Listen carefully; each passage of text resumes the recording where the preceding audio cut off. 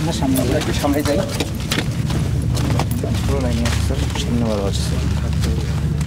এখানে আমরা পুষ্টি কোম্পানি ওরা মিষ্টি রাখছিল, ঈদের ওদের চাহিদা বেশি, এই কারণে ওরা মিষ্টি রাখছিল।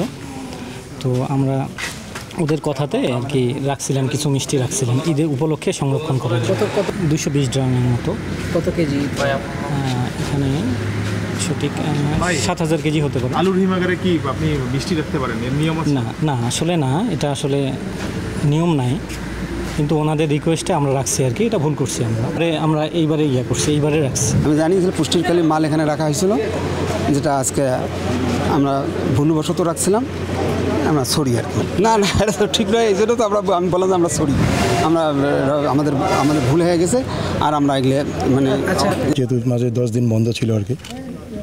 আপনি কি রাখতে পারেন? না, এটা রাখা যায় না, যেহেতু আলুর আর কি, আলু রাখার জায়গা। কি পরিমাণ?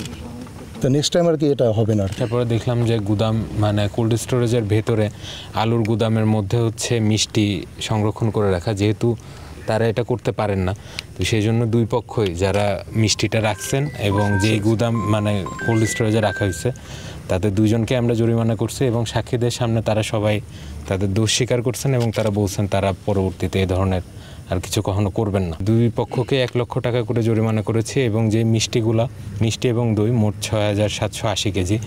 তো এটা আসলে স্বাস্থ্যকর আর নেই, তো যেহেতু স্বাস্থ্যকর নেই সেহেতু এটা জব্দ করে আমরা ধ্বংস করার একটা ব্যবস্থা নিচ্ছি। অধিকার সংরক্ষণ অধিদপ্তর, জেলা প্রশাসন, বাংলাদেশ সেনাবাহিনী, বাংলাদেশ পুলিশ, তারপর আমাদের সিভিল সার্জন অফিস এবং নিরাপদ খাদ্য কর্তৃপক্ষ, এটা টাস্ক ফোর্সের একটা প্রোগ্রাম করছি।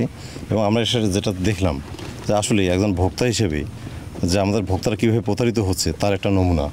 এবং আমাদের মনে হয় যে আজকে মোবাইল কোর্টের মাধ্যমে যে ডিসিশনটা আসলো খুবই কার্যকরী একটা সিদ্ধান্ত, যে এই যে মিষ্টিগুলো ধ্বংস করা হচ্ছে, দইগুলো ধ্বংস করা হচ্ছে এবং যে জরিমানাটা আরোপ করা হচ্ছে, এটা একটা শিক্ষা হয়ে থাকবে এবং অবশ্যই এর মাধ্যমে এই পরিবর্তনটা আসবে। আমরা যাতে নিরাপদ খাবার পাই, আমাদের ভোক্তারা যাতে নিরাপদ খাবার পায়, নিরাপদ পণ্য সেবা পায়, সেই লক্ষ্যে আমরা কাজ করে যাব। যমুনা স্মার্ট রেফ্রিজারেটর, স্মার্ট লাইফে স্মার্ট রেফ্রিজারেটর। আমরা গোয়েন্দা সূত্র মারফত জানতে পেরেছি যে এখানে ঈদকে সামনে রেখে লম্বা সময় ধরে মিষ্টি জাতীয় দ্রব্যাদি তৈরি করে রাখা হয়েছে, যেটা ঈদ এবং তারপরে বাজারে পাঠানো হবে। আপনারা শুনেছেন, সঙ্গত কারণে এটা স্বাস্থ্যের জন্য ক্ষতিকর। আমরা তৎক্ষণাৎ চলে এসেছি, আমরা এসে অপারেশন করেছি এবং আলুর গুদামের মধ্যে আমরা পেয়েছি। পরবর্তীতে আমরা অন্যান্য যারা এর সঙ্গে সংশ্লিষ্ট সবাইকে ডেকেছি, তাদের কাছ থেকে শুনেছেন যে এটা আসলেই মানুষের জন্য ক্ষতিকর। তা আমি মনে করি আমরা যে রংপুরবাসী নিরাপত্তার কথা বলেছিলাম, এটাও এক ধরনের স্বাস্থ্য নিরাপত্তা। আমাদেরকে যদি আরও অন্যান্য যে কোনো জায়গার তথ্য আপনারা দিতে পারেন, এনিবডি, ইনশাল্লাহ আমরা দ্রুততম সময়ের মধ্যে যে কোনো অন্যায়ের বিরুদ্ধে দাঁড়াতে পারবো। আমরা রংপুর সেনানিবাসের পক্ষ থেকে এই রংপুরবাসীকে আবারও ধন্যবাদ জানাই। আরও ধন্যবাদ জানাই আরও যারা এসছেন বিভিন্ন প্রশাসন থেকে। আপনারা পুষ্টির যিনি দায়িত্বে আছেন তার কাছেই শুনলেন, দে ফেল্ট সরি। আমি আশা করি আজকে যে শাস্তি তাদেরকে দেওয়া হয়েছে, it should B a good lesson for them. পরবর্তীতে তারা অন্তত বিবেক থাকলে এই কাজটা আর করবে না। উনি শুধু রংপুরবাসীর ক্ষতি করছে না, তারা আসলে সমগ্র মানব কল্যাণেরই ক্ষতি করছে। তো আশা করি এই বোধটা তাদেরকে নতুন করে ভাবতে শেখাবে।